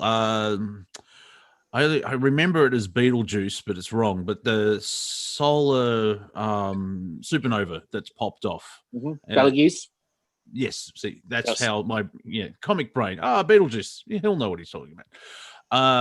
Is that energy hit us yet, or what's happening? Because I know we've had a slight conversation about it months ago, which feels like about a decade ago. Because on my radar. Some people are talking about the solar flash because apparently the young people on TikToks are talking about the solar, also that light worker word salad, and of course they're freaking out because they're taking the negative side of things. Like, but everything's going to end. It's like, the old ways of going to end, which have kept us in the cave. So let me tell you about the evolution of the solar flash. So in 2008. When Major Ed Dames came out and was really popular about remote viewing, he's the first one that did it, but he called it a solar sneeze. Yeah, that makes more sense. Yeah, and then good old David Wilcox hijacked that word and called it a solar flash, and that was in 2010. And since then, both solar sneeze and solar flash have been regurgitated by every modern light worker that has been out there. We were supposed to be fried in 2008, 2009, 2010. Every year, one of those two motherfuckers said we were going to get fried, and nothing happened. Yeah. Okay. Yeah, I know. I would have noticed it. I have been saying since day one, this is not a time of destruction. There are a lot of people that still want destruction because they've been told that. Well, the way to add to that, I see it as the Team Dark or League Dark, however you want to say it, the Black Hats.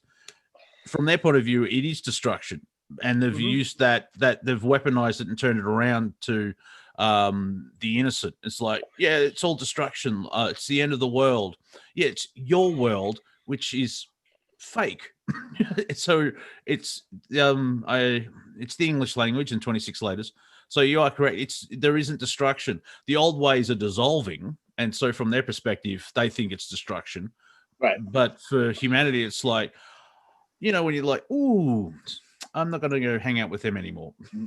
So somebody was saying, Tina, David doesn't actually think it's destruction. If you go back and listen to his stuff in 2008, 2009, 2010, it is destruction. And right around 2013 to 14, when he realized he was losing his audience and tried to put his next book out, it was not destruction. He switched his tune.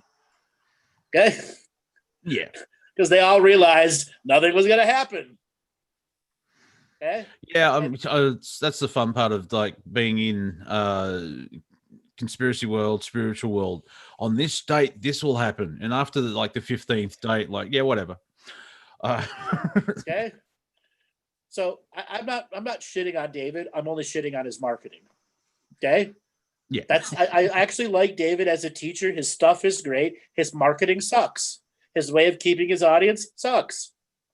Yeah, Okay. earlier when in lockdown, he had another package to sell, and it was like $700 or something ridiculous, and everyone's like, "Really? In lockdown, where everyone's losing money, I can help you. Please send all this money." Like, it's I think the marketing side of I'm guessing from his point of view, he's trying to help, but then the marketing aspect kicks in, and it's I can do it's there's, I guess, an addiction type of. It's just he doesn't understand modern marketing, and as a teacher, again, I respect his work. I think his work is great, and it's waking thousands, if not millions, of people. His books are great. I've read all of them. I just don't agree with his marketing, especially watch my stuff. It's happening tomorrow, and that's his subtle marketing, and it's been going on and on and on and on. Yeah, which has earned him a position of wait for my stuff is happening tomorrow, and Corey does the same thing. Yeah, I've seen a couple of presentations, and he does it well. He got me into watching Stargate because this is 2013. I don't know when the talk was. It was probably 2009. But he basically said that Stargate season 1 and 2 with the is it the Al Gould, where there's a serpent. Yeah, that's basically a form of disclosure. And I thought, I'll just watch. Absolutely, it was a form of disclosure. Yeah, so I thought I'll just watch. Supported by the U.S. Air Force. Yeah, well, we'll get into that later. And so I was, I'll just watch one episode. 10 episodes in, this is fantastic. No, sorry, I agree. I was enthralled by every episode when they first came in, and then Stargate Atlantis too. There's so much freaking disclosure, and it's crazy. Yeah, even the way that they had their 100 episode and 200 and 300 and 400, where they had that plausible deniability aspect, where there was a TV show about the Stargate program, and it's like, really, are you taking the piss? Because if you said there is a Stargate program, oh yeah, they did that on the show. Yeah, wormhole extreme. Yes. So wormhole extreme. So somebody is asking if you've seen Seth Lee Paransky on our show. He's actually going to be coming on my show next week, maybe the week after. We just got to organize schedules because I think he'll be a really fun person to talk to. Ooh. And again, I'm not shitting on David, just his marketing. Okay, just the marketing. Yeah. I will wholeheartedly approve that you go watch his wisdom teachings. There's a lot of shit in that I learned too. All his books. Source field, outstanding material. Just his marketing sucks. Yeah, and that's sort of like if I refer to them as muggles, and I say that lovingly, is that if David Wilcock says, "I rather Chewbacca than Han Solo," it doesn't mean you ignore everything he says. You know what I mean? Where if it's just one thing, even with David Icke, it's look and find the information that he shares. Even Alex Jones, if you can put up with the energy, there is information in it. Now, you don't have to become 100% devout zealot and follower and give all your money to them. There's still information in there, and it's don't fall for the narrative, if that's a better way of saying it, because we're all different. Yeah, and somebody was saying was David taken over a compromise?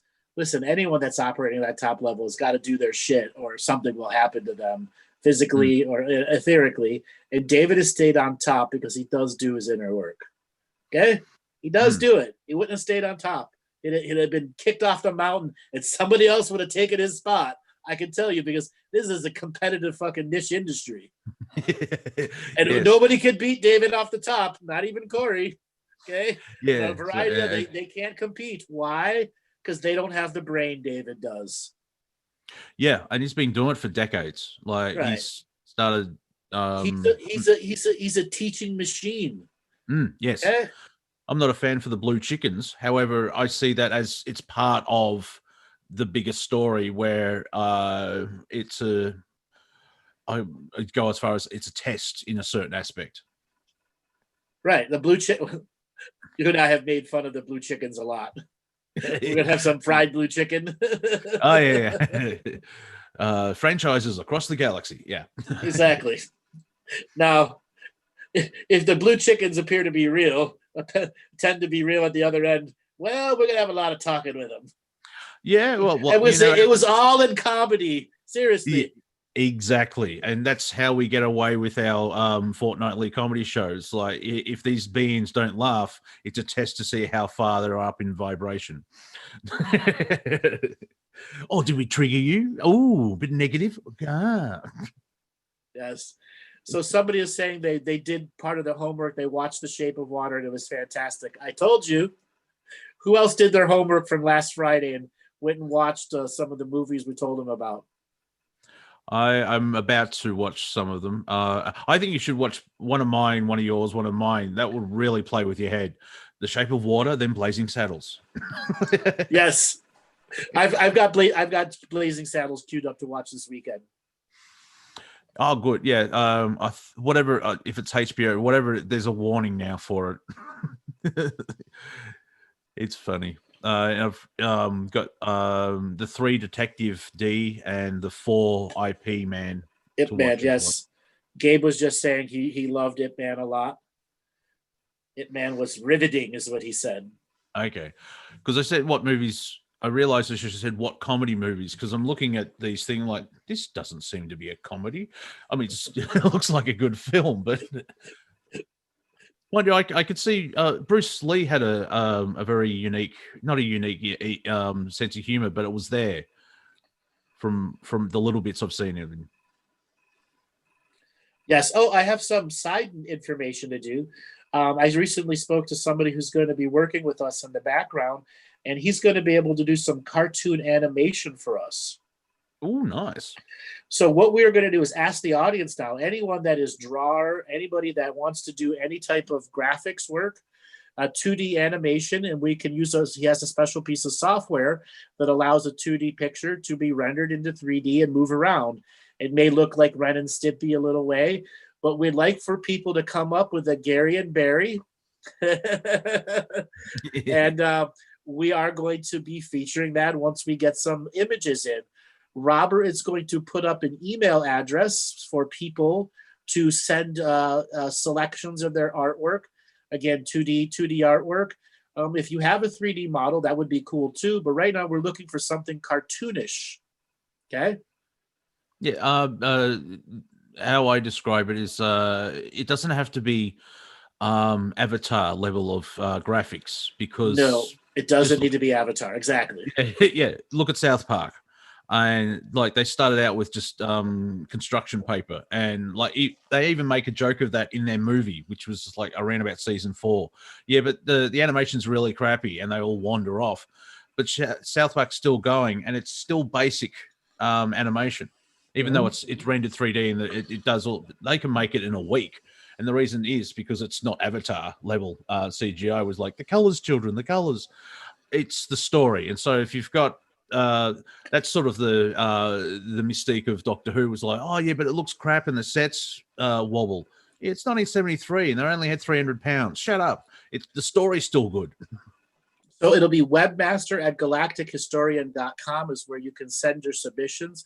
So we're looking for all kinds of characters, so that we can make a collection of stuff, because Monty and I are going to voice over them and make some very fun things. Well, yeah, because you start with Barry and Gary, and like we've got the South Pole Nazi Larry, who's their manager, Okay. and you can have interactions with any being from the galaxy/universe. Yeah, pictures of pimped out spaceships, everything. A Karen alien, yes, anything you can come up with. So we have a variety of characters to work with. Yeah, Karen the blue chicken. Yeah. Yes. I would like to talk to you how you're taking the piss out of me. So yeah, again, as well. Again, it doesn't need to be high tech everything. It doesn't need to be perfect, avatar level. We're asking for you to put some effort in. As anybody that's got any kind of skills out there, to volunteer and put us some characters together so we can start putting together galactic comedy cartooning. Yeah, you've seen the TV show Archer. That's all based in yes. Flash. Yes. I'm quite familiar with it. I mean, they've got more time to do shading and stuff, but that's sort of a basic level of animation. Yes, well, this particular program the guy's got, it's I forgot. Robert, remember what the program was called?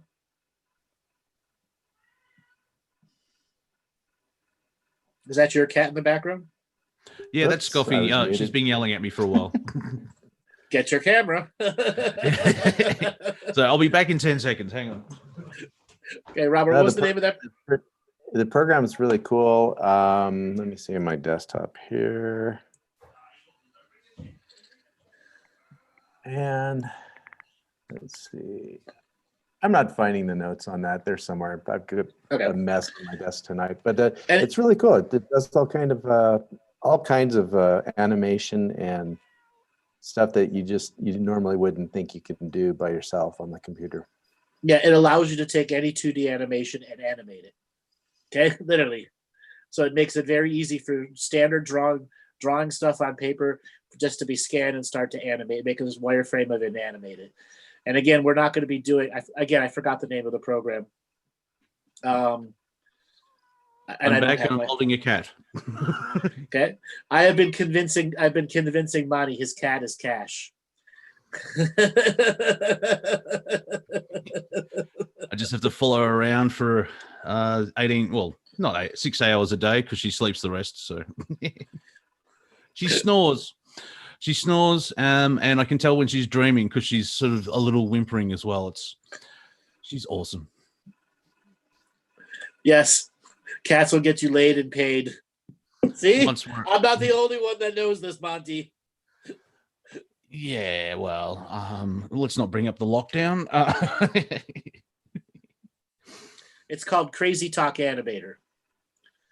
So Cam is in the program. Yeah, it's Crazy Talk Animator. Yeah, because I think it can take it to be, and then the mouth move. The technology is that you don't have to animate the whole screen, but the mouth can move and follow along the shapes of the words. How it's right. Yes. So everyone, put your ideas together. Any crazy character, and we are going to start doing some fun comedy skits, and have some really a blast with still stuff. Yeah, and see if anyone notices. Well, apart from our audience, they'll notice. And we're gonna make them notice. We're gonna do a spoof. We're gonna do a spoof of the election. Yeah. Oh, yeah. Especially our conversation. Was it yesterday where we're talking about clones? Yes. So yeah, I can. Someone calls Gary. Is like, "What do you have the receipt of the clone?" Well, no, you can't. It's out of warranty. I'm sorry. Exactly. Your Joe clone's out of warranty. All right, Monty, we're doing the end of the show. You want to give a way for people to get a hold of you? I can be found Wafer Thin Entertainment on YouTube, as well as Twitter, the hellscape that is at Real Monty Dean, and on Facebook as Monty Dean. I think it's Monty Dean 5, just like the TV show. And on Instagram, Monty.Dean. I meme a lot, and usually I get bored during the evening, and so I put up about 3 or 4 photos, and it's fascinating. I'm addicted to because I can't do stand up. I just meme, and I get addicted to people reacting. So good time. Outstanding. And if you want to find out about me, you can go to andrewbartzis.com. Take a look at the webpage, all the free resources we have for you. We will be back this coming Tuesday. We are off this coming Friday. So next Friday, we will have a comedy show coming. So everyone, take it easy, relax, share and like the shows, make a comment, especially for those that were able to hear the healing with the couple. We'd like to have your impressions inside the comments on the YouTube page and Facebook. All right, Robert, it's been an incredible show. Take us away.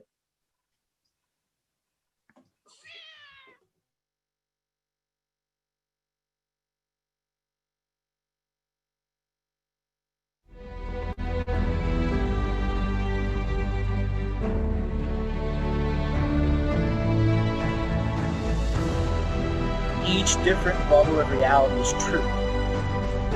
A galactic historian is a person that looks at all the lines of dramatic karma. Nudge, nudge, it's the Holy Grail.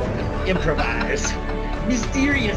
It's counter psychic intelligence. Why is DNA farming of this star cluster so important? Because we do manifest our reality. We do create our reality.